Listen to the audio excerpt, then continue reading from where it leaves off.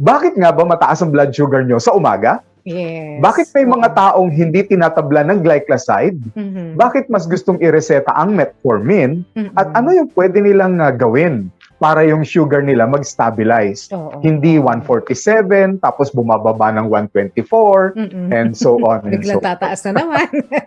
Oh, yeah. Oo, kahit ano pang gawin, mag-tumbling, wala pa rin. Yeah, that's true. That's Oo. true. So, yan ang ipapaliwanag natin. Mm-mm. Ready? Kaya nga yung iba, ayaw tuloy mag-check na ng blood sugar kasi sabi nila, parang naiinis na akong nakikita ko na ganito yung aking blood sugar, hindi ko mapababa o kaya sobrang tumataas. Kaya yung iba, hindi na nila chine-check. Kaya lang, ang mahirap nito, pag hindi ka nag-check, baka dumating ka dun sa punto na sobrang na palang taas, hindi mo pa alam. Kasi hindi mo nararamdaman eh. Walang simptomas ang Yes. mataas na blood sugar, di ba? Doc? Walang sintomas. And that is Oo. what we call the ostrich phenomenon. Mm-mm.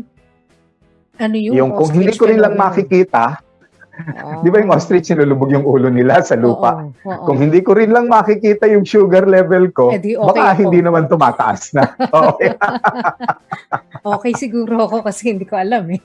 So I will teach them a new term. Okay, what is? This is the new called term? the Somogyi effect. Somogyi effect. Effect at dawn.